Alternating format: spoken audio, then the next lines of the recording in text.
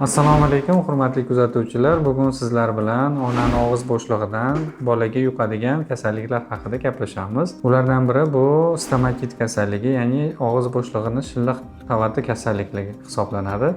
Bu kasallikni har xil turlari mavjud. Buni albatta sizlar bilasizlar. Birinchi turi bu virusli turi.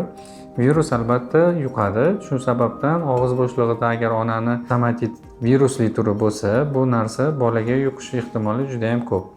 Qanday yo'llar bilan yuqishi? Bu har xil yo'llar bilan, ya'ni farzandini o'tganida og'iz bo'shlig'i orqali ovqat mahsulotlarini chaynab farzandiga berganida yoki o'sha so'rg'ichini, so'skasini tozalash maqsadida ko'p onalar og'iz bo'shlig'ida uni tozalab keyin farzandiga berishga harakat qilishadi. Mana shu holatlarda ko'pincha virusimiz og'iz orqali, so'lak orqali bolani og'ziga yana o'tib qolishi va farzandlarida, bolalarda har xil stomatitlar, toshmalar paydo bo'lishi kuzatiladi. Bundan tashqari, og'iz bo'shlig'ida onani agar karieslari bo'lsa, noto'g'ri qo'yilgan ortopedik konstruksiyalari bo'lsa, mana shu holatlarda ham og'iz bo'shlig'idagi mikroflora o'zgaradi va u yerda mikroblar, mikroorganizmlar soni ko'payadi. Bu narsa ham so'lak orqali o'sha aytganimizdek bolani og'iz bo'shlig'iga o'tishi yoki umumiy immun tizimiga ta'sir ko'rsatishi mumkin. Shuning uchun onalarga tavsiyamiz shundan iboratki, og'iz bo'shlig'ini doimiy sanatsiyasi, ya'ni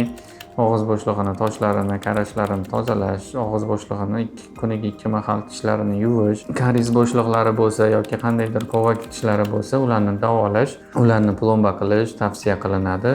Har xil noto'g'ri qo'yilgan yoki qo'yilmay qolgan ortopedik konstruksiyalarni oxirigacha yetkazish va noto'g'ri qo'yilgan ortopedik qoplamalarni yangilash tavsiya qilinadi. Agar bu narsa sodir bo'lgan bo'lsa, ya'ni stomatit o'sha farzandingizda paydo bo'lgan bo'lsa, farzandingizda og'iz bo'shlig'ida stomatitlar bo'lsa, bunga juda ham ehtiyotkorona yondashishimiz kerak. Sababi buni oqibatida nojo'ya oqibatlar kelib chiqishi mumkin. Shuning uchun bolalarda ko'pincha 2 yoshli, 3 yoshli bolalarda og'iz bo'shlig'ida yarasi borligini, stomatit borligini o'zlari ayta olmaydi, bilmaydi. Shu sababdan u o'tkir holatga, ya'ni yallig'lanish jarayonlariga o'tib ketishi mumkin. Bolani bu narsa anchagina qiynab qo'yadi.